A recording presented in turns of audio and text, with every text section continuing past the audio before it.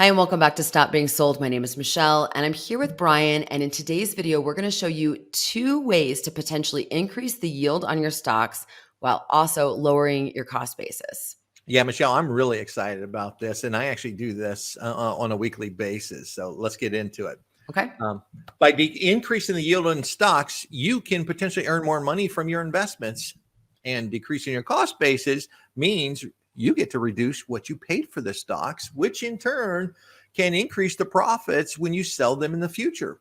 Both of these can be important for you if you rely on your investments for income, such as retirees, because it generates a more consistent and reliable source of income. Well, and also anyone looking to be a smarter investor, right? Right, right. All right, let's get to it then. So, what's the first way that investors can increase the yield on their stocks while potentially decreasing their cost basis?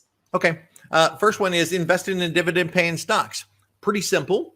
Okay. When a company pays a dividend, it distributes basically a portion of its profits back to you, the shareholder. As a shareholder, you receive a cash payment based on the number of shares that you own. One strategy for this is to enroll in a dividend reinvestment plan. That's called a DRIP. By enrolling in this, dividends paid out by the stocks in your portfolio are automatically reinvested back into the same stocks, therefore increasing your ownership in those companies. This can lead to a higher yield over time, and since you're not paying additional fees to buy more shares, it can help decrease your cost basis as well. Okay, got it. So, can you give us an example of what a dividend reinvestment plan looks like? Sure. Let's say you own 100 shares of ABC Corporation, which Okay. pays a quarterly dividend of 50 cents a share. Instead of receiving the dividends in cash, you decide to enroll in the company's DRIP program. All right. The $50 in dividends you would have received each quarter are automatically reinvested back into ABC Corporation stock. This means you'll receive an additional 1.25 shares of ABC Corporation stock for that quarter, assuming that the share price is 40 bucks. Okay. Over time, though, the number of shares you own will gradually increase as the dividends are reinvested. Assuming, let's just say the stock price stays the same or stable, this can lead to a higher yield on your investment. Okay. So, how does one go about enrolling in a drip? Really easy. Either call your broker, advisor, brokerage house, whatever it may be, and tell them to do it for you. Or if you can log into your own brokerage account and do it yourself. Like inside my own personal account, Michelle, all I do is just check one box beside the dividend paying stock and Okay. it's done Okay. automatically So really this strategy here is buy dividend paying stocks, and then enroll in the drip program. in the And drip program. basically it just puts it on autopilot for you. Autopilot. Hmm. Who doesn't like a little autopilot? Makes I it love it. easy. I love it. I love it. So All right. So let's move on to the second way to increase yield. Potentially, I should say, increase your yield while decreasing your cost basis. and let's go. This is one of my favorites. Okay. Great way to increase the yield, decrease your cost basis by using covered call writing or selling call options against your stocks that you already own. This is another strategy that can potentially increase the yield and lower your cost base. Okay, so walk us through how this works. Perfect. Okay. Let's say you sell a call option. When you do that, you give someone else the right to buy a certain number of shares of your stock at a certain price. This Okay. is called the strike price within a certain time period. In exchange for giving up this right, you receive a premium, which is the amount the buyer pays for the option. If the stock price stays below the strike price, the buyer won't exercise their option and you get to keep the premium. You can then sell another call option and continue generating income from your same stock. If the stock price goes above the strike price, the buyer will likely exercise their option and buy your shares at that strike price. Okay. While you'll miss out on any additional gains above the strike price, you still get to keep the premium and any gains up to the strike price.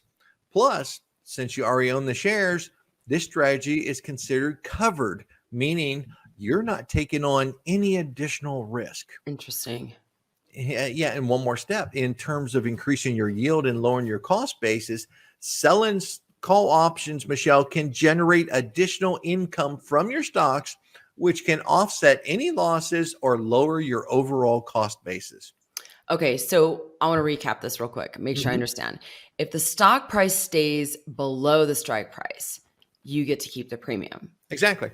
If it goes below the strike price, should the buyer buy your shares at that price, you won't earn any gains above the strike price, but you're going to keep the premium and any gains up to that strike price.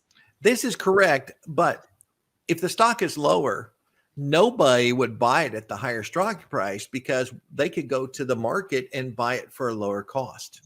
Okay. All right. That makes sense. Okay. So do me a favor here and can you just take us through a quick example of covered call writing? Okay.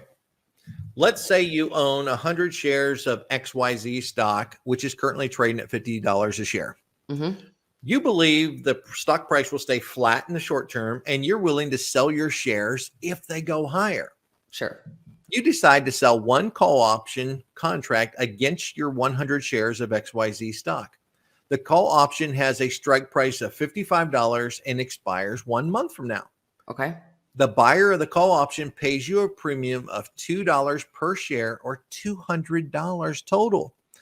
This in turn drops your cost basis down to $48 per share or Aha. $4,800 total. Okay. Makes sense. Okay. Okay. Next, if the stock price stays below $55, the buyer is not going to exercise that option and you get to keep the premium. That's the $200. That's yours. The best part of this, you can then sell another call option for next month and continue generating income from your same shares of stock. Okay. All right. Got it. Okay. Let's say the stock price, though, rises above the $55 strike price. The buyer will likely exercise their option and buy your shares at the strike price of $55. In this case, you get to keep the $2 per share premium and you make a profit of $5 per share on the sale of your shares. Your total profit would be $700, $200 from the premium, $500 from the sale of the shares. Got it. Okay. Wow. So let's go one step further. Now, let's say your stock price rises above $57. Okay. $57 is your strike price of $55 plus the $2 premium. You only miss out on any additional gains above the $57 because you still had to sell your shares at 55. Okay. All Okay. right. So again, selling covered call options can generate additional income from your stocks while also potentially lowering your cost basis. Sometimes, Michelle, you can drive your cost basis all the way down to zero if you do this consecutively. Okay. So those are the two strategies, and both of them, they're pretty simple the way that you presented them today.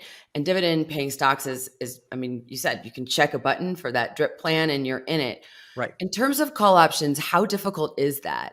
It sounds simple in theory, but I mean, do you have to be an expert investor to do these? No, and actually, almost if you're inside your brokerage account, almost every brokerage account has a help section and a Okay. tutorial section where they actually show you how to do this now. Okay. So, like inside TD Ameritrade, there's a section that shows me that here's a nice little video on selling call options against your stock. And if you don't know how to do it, you can actually pick up the phone and call your brokerage house, and they will show you how to do it and walk you through the first step. So, Okay. Okay. real simple. And do you have to have a certain amount of like money in the account to do this? Is it like next No, level trading, you or is just it just you just have to have the 100 shares of stock in there because everything's so a call option is based on one contract equals 100 shares. okay? So if you had 200 shares of a stock, you could sell two call options against it. Okay. Makes sense. All right. Yeah. This was a really great video. Thank you for this. I learned a I lot love this. I actually new. love this. I do this on a daily basis. Yeah. All right. Well, here's the thing. If you made it this far, hit that like button, help us grow this channel. If you've got questions, comments, leave them below. Now, while Brian and I cannot give specific investment advice, so, we just can't. We're sorry about that. But, if you got questions or if you do something else, we want to hear it. So let us know what you're doing to make some more money. Sure. All right. And Brian, anything else before we wrap up? No, that's it. Just It's just a new tool.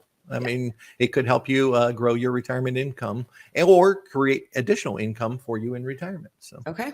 That sounds like a lot of fun too. So, it is. all right. Thanks, Brian, so much for this. And thanks to everyone who watched. Thanks, everyone. Have a great day.